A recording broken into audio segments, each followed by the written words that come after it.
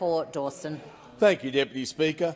12 interest rate rises from those opposite, forcing mortgage rates up, rents up, housing costs up by 12%, and electricity bills up by 20%. And just a little history lesson, that's after Prime Minister Albanese promised a $275 reduction in everybody's power bill. And that's not a slip of the tongue. That's the promise that he actually uttered 97 times. 97 times, and no, power bills are up by 20%. Gas is up by 27%. Fuel prices are up, and insurance is up by 22%.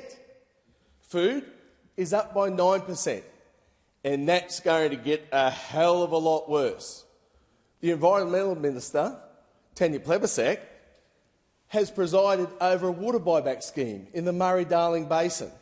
Now, that water was being used to grow food and fibre. So growers can't grow the food, supply will go down, so prices will go up. So all the Australians will be paying more at the checkout for this very bad idea. And in my neck of the woods, the gillnet ban. The same minister has banned the commercial gillnets. Now, this was to save the Great Barrier Reef. Well, newsflash here, there's no nets go within 40 kilometres of the Great Barrier Reef. But what does that mean to each and every Australian?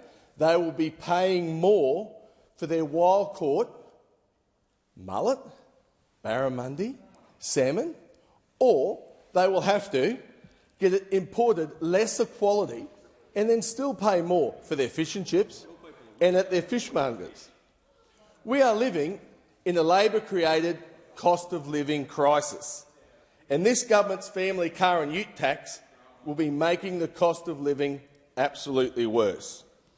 According to the research undertaken by the Federal Chamber of Automotive Industries, hard-working Australians will have to pay over $13,000 more for an Isuzu D-Max, over $14,000 more for a Toyota Hilux, and over $17,000 more for a Ford Ranger.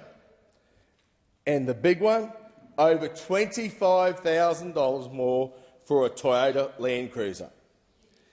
Now, graziers need these vehicles to be able to throw some 44s in the back of the ute and go down and fill their pumps up, or to be able to put food in the back of their ute and go down and feed their stock.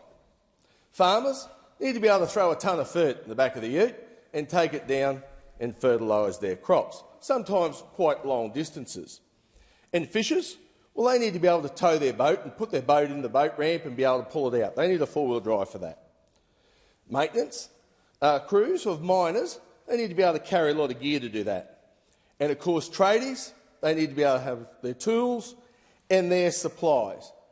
But what tradie can afford over $13,000 more for a ute? That will flow back through on everyone else's bill. So again, Labor is fuelling this Labor-created cost of living crisis. Once again, this is a very bad policy. And what about your SUVs for your mum and dads? So you can put the kids in the back and then you take your pram and all your groceries and be driving. In our part of the world, we have so many unsealed roads and bad quality roads. Folks, EVs simply can't do the job. They can't carry the weight, they cannot tow the load and cannot cover the vast distances. There's not enough infrastructure as well. This is another tax against rural and regional Australia. Deputy Speaker, once again, rural and regional Australia is picking up the tab for the city dwellers.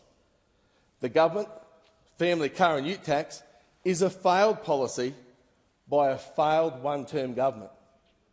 Those opposite are very big on idealism, but what they need is a good dose of realism. Please do the right thing. Get rid of this policy before it's too late. Australians simply cannot afford it. authorised by Andrew Wilcox, LNP Mackay.